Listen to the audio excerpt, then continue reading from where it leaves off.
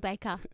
Maddy Welcome, Rowe. friend. How are you? Thank you so much for having me. I'm great. How are you? Good. This is the first time somebody has flown interstate to do an interview with me. I mean, you obviously didn't come just for this, but Yeah. let's just say that you did. Well, yeah, you started the conversation, definitely, for sure. I'm just really lucky to have a really strong fan base up here. After When you say up here, so you're from Sydney. Yeah, I'm from We're Sydney. in Brisbane. I'm in Brisbane normally. Yeah. And yeah, you've flown here for the fans. Yeah, and yeah, I'm a for fan. sure. Thanks, Maddy. Thank you so much. I've been a fan for a little bit now. Yeah, I We've was played working out. Well, four of your songs already. It's literally probably been a year since you played my first song, so congratulations to us. High five to us. Radio anniversary tour. Happy anniversary. Happy anniversary, Mads. What's been happening? Well, how's life? How's life? Life's good. When we started, I guess, getting this single in line and everything like that, I felt like it was a real good time to kind of step up everything in terms of visually, in terms of, I guess, the artistry of everything. When I first started writing music, it was just kind of about the songs.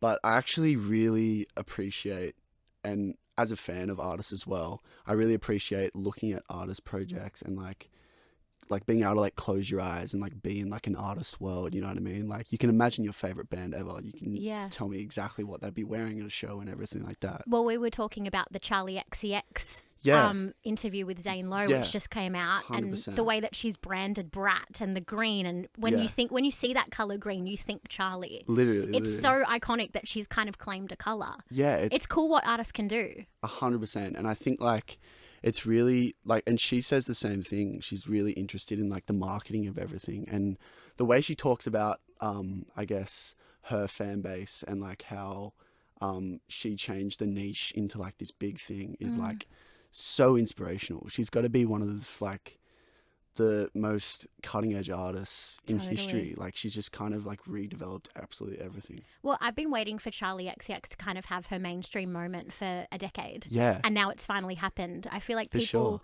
are really embracing niche content now and niche artists, you know, Chapel, Roan, and then you've got Sabrina Carpenter doing something totally different as well. For sure. It's exciting. It's an exciting time for music, for pop music especially. Yeah, I really agree. I think like you're seeing like the audience finally get what they want, and it's so evident because the people like shout out to Brat FC as well. I'm a part of the mixed soccer team that play on Monday nights, and you call yourself team, Brat FC. We're literally called Brat FC, and we had to make a new team because there's too many people, and the other one's called Sweat FC. So Charlie and Troy, if you're listening, they're inspiring the football teams across Australia. Literally, like, isn't that like crazy? Like this is a movement, like, and it's like everyone's here for it. I love it so much. Well, let's pivot back to Will Baker's music. We could talk about Charlie XCX for years. Yeah. What inspires Will Baker? Actually, you know what? Before we get into this, for people who have never heard Will Baker's music before, never heard your music, who are you? Tell me what Will Baker is. Well, I think to explain who I am as an artist, I think it really all started with like when I was a kid. I loved like heavy rock music. Like I'd been to like every Guns N' Roses show in Australia, loved AC/DC, all that stuff. And I think like growing up, I can remember the first time I saw Ed Sheeran like pop up on like a Sunday morning on like Rage or something like that. Yeah. And it was the 18 video. And like from there, I think I had one of my best mates, Tom Yeager. He was also a singer-songwriter in school, and it was kind of just us in school that did music. So we were always kind of writing songs together based roughly around like the Ed Sheeran kind of stuff, because it was just us with the guitars. So I guess like if you look at me now, I think I'm very like singer-songwriter influenced, and like I guess the storytelling of like folk music, but I also really am obsessed with like your Sam Fenders and Inhaler and all these like new age bands that are like really bringing forward that Bruce Springsteen stuff, which I'm so inspired by. So yeah, I guess. So when I say, so you didn't actually list John Mayer as an influence then, but I don't know if you like this reference, but I say Will Baker is Australia's John Mayer, and I've said it a couple of times now. Do you like that, or should I stop saying it? No. I don't think it's like, if I was to sit here and be like, I don't like that, like it doesn't really make like, he's like one of the biggest names in the last 20 years. Totally. Like, it's not really up. Like, such a great compliment I receive, and every time I receive that, it's like absolutely crazy, because that is literally, I forgot to mention, that is literally, I found Room for Squares when I was like 15 or 16, and that is actually why I started writing songs. The next day I went into music class and sung like Your Body is a Wonderland or something like that, because that was my first kind of assessment or something like that. So like, John Mayer was such a big influence at the start, and I still find myself coming back to all of his stuff all the time. It's like you know how they say that thing, like, your voice sounds like the first person you try to emulate. Yeah, who was it for you? It was John Mayer for me. Yeah. So that's when everyone says that, it's kind of like so surreal, because I'm like, that's really funny. Like, am I the first person to say it? Oh, I'm sure I'm not the first person to say it. You weren't the first person to say it, but it was funny that, like, I thought it was like kind of a niche kind of thing where people would say it, but it was just like the people around me. But then when you played last year when you played the first song and you said it, we were all like, that is actually hilarious. Like, because people have been saying it for years. Yeah. Like, my nan will walk through like Westfield or something, and John Mayer will be playing, and she'd call me. She's like, Will, I'm pretty sure you were playing at Westfield. I'm pretty sure. And I'm like, Nan, it's not. The vocal, like, characteristics to both of your voices are so uncanny. Yeah. But you still have your own thing going on too, obviously. Yeah. But Thank you. John, Australia's John Mayer. Yeah, it's every time I hear it, it's like one of the biggest compliments ever. Like, honestly, like, it's great. So keep saying it. Okay, I will. Hey, I love that you brought up your nan, but also, like, your family is so supportive, and I love that you film yourself anytime you're listening to one of your songs play on my show or on radio in general. You film yourself listening along, but your family's always in the back. For sure. And your mum just beams. She beams with she's so proud. Yeah, I'm really, really lucky in the position, I guess, I'm in. I've always been really, like, hardworking with kind of everything I do, but, like, when I came into music, it didn't really take my parents long to be like, okay, like, you're gonna work it out, you know what I mean? I was gonna say, what is that moment? What was the moment where your parents were like, oh, okay, like, he's gonna do something with this? Yeah, I think, like, to be honest, there's never been a moment when they haven't been like that, if I'm, like, completely honest, which, like, literally makes me cry. They've been away for 3 weeks in Bali, and it's been, like, kind of hard because I haven't been able to see them. But, I mean, like, yeah, I'm so lucky. Like, my dad was a musician, so, like, for my mum's 40th, they booked, like, a yacht, and they had, like, all these bands playing on it. My dad's band played on and stuff, and I got to play with my dad's band, so I was always around, like, so you come from a musical family? Yeah, my dad was in a covers band, which was sick. And, like, I would get home from, like, school and just, like, beg my mum if I could go to rehearsal, and all I would do at rehearsal was just sit in the corner and, like, just watch them. And then my dad would go to the bathroom. There's a video of my dad going to the bathroom, not of my dad going to the bathroom. My dad walks out of the room. That would be weird. And I started playing Sweet Child of Mine on the guitar, and the whole band joins me. My dad walked back in and is filming it, so I'm going to try and find that video. That's later. so sick. Yeah. Well, you obviously have a lot of video footage to put in the Will Baker documentary when it happens. Yeah. As a Netflix special. You'll be a guest star for sure. Yeah. Well, this is being recorded. This is being filmed, so who knows? Yeah, for sure. I really believe in the Will Baker project, though. I think you've got the hustle as well, which I think you have to do as an artist. You have to obviously have the music, the look, the everything there, but then also you have to really want it. Yeah, I think, like, I was like, and I can only, you know that quote, it's just like, you're a product of your environment. I really believe the people around me at the moment are just doing, like, such big things. It is like I think when you first start as an artist, it's really easy to, like, always compare yourself and be a really competitive person within the environment, which I still very much am. So true. I find myself constantly falling into the trap of comparison, and then I have to flick my phone off because people are only posting their highlights, Will. For sure. And, like, I just am around, like, I found my band, and it was like, it was so, like, we didn't try to do this, you know what I mean? It kind of just happened, and then through a couple people, we ended up in a session together, and, like, Ethan, who produced this song with me, he's literally one of my best friends, and, like, it's just, like, so cool to see the artists around me and the producers around me, and we're all striving to, like, do something, you know, and it's so inspirational because, like, I'll see someone do something and it's just like, that's awesome. How do we do that? And, like, how do we build off that? And, like, all these different things. I think it's just, like, It's actually feels like such a great time to be coming up in music, you know? I like that. I like that you started with the comparison thing, but it seems almost like your brain has flicked a switch where instead of comparing, you go, okay, this person that I'm friends with that I see every day is doing this really cool thing that I want to do. So let's like flick my brain into thinking that I can do that too, and like for sure do it in that way. And that's what it's got to be about. Like comparison turns to inspiration. Yeah, it's like it's not like the jealousy thing. It's like the envy. It's just like they've gone. So is that the right word? I don't even know if that's the right word. Is it envy? I mean, jealous. I don't know. Anyway, so like anyway, back to what I was saying. It's just like really, like I'm just really inspired by my friends. Like, you know what I mean? Like I've got the best crew around me, and everyone's doing awesome stuff. Like I think one of the best parts is we all play in other bands as session guys as well. So we know when we get to come back together as a band, it's like there's genuine like joy in the room, you know? We're all smiling. Like we all play guitar for an artist named Mima, who's one of my best friends. And like we've got a show tonight. They got to fly back to Sydney for, so shout out to Mimes.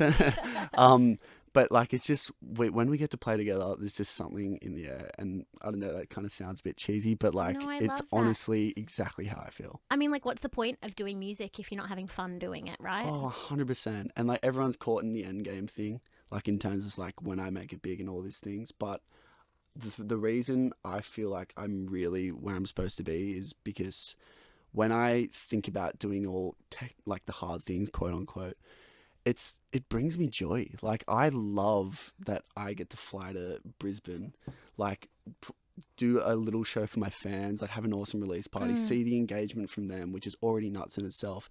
Then like come and get interviewed by, yeah, it's just like insane, right? Like I'm in such a lucky position, and I honestly feel like that. Oh, that's nice. You're rubbing off on me, Will Baker, because I feel like sometimes you take these kinds of jobs for granted. Yeah.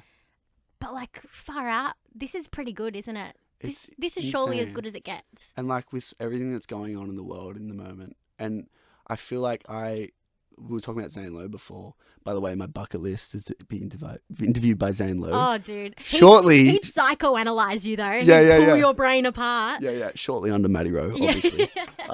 Maddy Rowe, Zane Lowe. Same. The duo interview. It's like they just did an interview with Coldplay.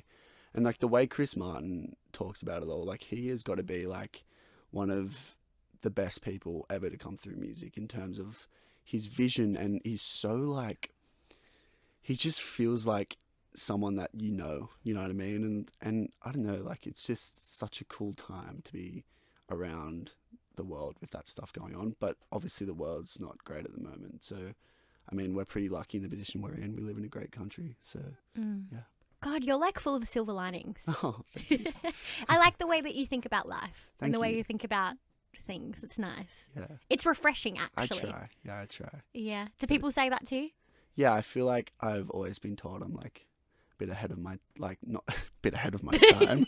I didn't mean it like that. I meant like. I'm like a really good. I mean like in terms of like, like I just really try to be the best person I can be. I can tell. And like, your glass I'm not half perfect. I'm definitely not perfect.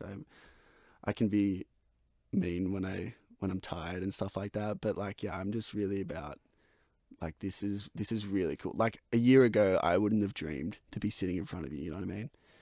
So like, it's just stuff like that where your younger self would have been like, hey, that's sick. So always don't take it for granted. I always think back to 13-year-old Maddy and go, she'd be so freaking proud.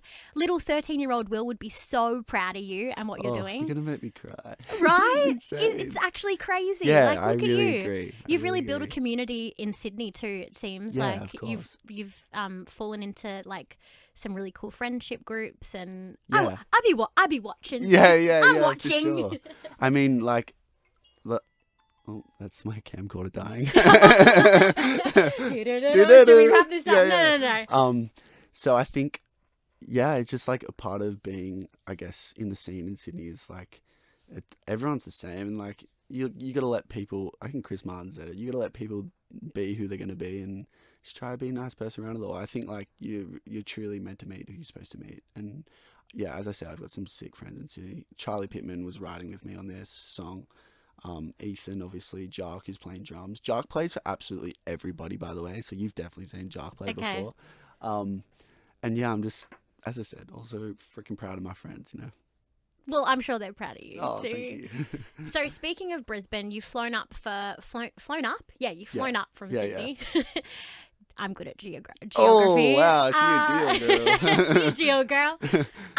You flew up to Brisbane not only for this chat, but also you've got a really cool fan base here. Yeah. What's the coolest fan moment you've had, Will Baker? You seem to have like really built this like really cool fan base. Yeah. Wow. Okay. One of the funniest / cool moments was before one of the last shows, I was in Cleveland. Because I've done heaps of shows in Mount Cotton at this big hall there, and I just think it's like the most beautiful hall. It's like this really old school like dance vibe. And you put like a white sheet up and you put your logo on it. Yeah. I spray paint my logo. Sick. No spoilers, but anyway. And we were sitting in as a rappers, and this guy I saw as I walked in, he was just like, it looked like he knew who I was, but like I was just like, I don't know how you know who I am. Anyway, I sat down and he walks up with his phone on a FaceTime to his friend and was like, hey, my friend's a really big fan of you. Can you like say hello? And I was just like, what? I'm in like Victoria Point, Queensland, and like I'm saying hello to somebody on FaceTime, and it was so good. It's actually one of the girls I knew from the fans up here. But yeah, it was just one of those moments. I was just like, that's like so like heartwarming. And I was sitting next to Tom Ye, who's one of my best friends, so I'm really glad he got to see it. So I was like, see, I'm not lying. But yeah, so yeah, that was awesome. That was a really cool moment. That's nice. Well, the new song's really good. It's called Would It Kill You Just to Hold Me? Yes, it is called Are you a little spoon? I feel like you're a little spoon. Yeah, I am a little spoon. What's this about? Like, have you ever actually said those words to somebody? No, I actually haven't done that. Would it kill you? Yeah, shit. I think it's funny because like I feel like recently when I've been writing, like the lyrics have been almost, I know it sounds a little bit backwards, but the lyrics have almost been second sometimes, because when me and Ethan are working together, we're just trying to get that a feeling, you know, of the music and have us inspired by the music. And then I often find like my best lyrics and our best lyrics together come from just that spur of the moment thing, and it's usually the line we say first. But I really think, I was actually talking to Ethan because I had to write a blurb about the song, what it was about. I was just like, dude, what the hell is this song even about? But when I first started the chorus, I was by myself on a piano, and it was way slower. And I feel like it's about growing up and not understanding, like, just because you love someone, they don't have to love you back. And it's a really like weird thing to go through as a kid, because even though you're like with either it's a friend or either it's like a romantic interest or something like that, you don't understand that like you can put all your love into something and then it doesn't love you back as well. And like I guess that's about life as well. It's about music. Like I love music so much. Like sometimes I feel like music doesn't like me, like everyone else. But I don't know. It's just like a very coming of age kind of feeling. Throughout the song, and I hope you guys feel that too. That first line, is it an ode to John Mayer, the free falling line? 100%, because I was at the piano and then I just said it because I was just like, I don't know, whatever. And then I was just like, oh, is that like too close to John Mayer? Well, it's actually Tom Petty's song. Well, so I was right, like, hey, okay. Sure, yeah. But like, I knew it was going to be a topic of conversation when I did things like this. Well, now we're talking about it. See, so marketing from me. There you go. Will Baker, introduce your song tonight, and I know your family's going to be listening back in Sydney. Yeah, awesome. Shout out to my mum and dad who is in Bali currently, and my sister Grace. Yes, of course. And yeah, this is my song "Would It Kill You Just to Hold Me" on the Maddy Rowe Oz Music Show. Hell yeah, Will Baker. Sick. Thank you so much for having me once again. And I hope you like the poster. I love the poster. Australia's John Mayer and signed by Will Baker. I'm going to keep this for when you're famous and sell it on eBay. Oh, yeah. Well, there's a couple more, so if you need some money, let me know.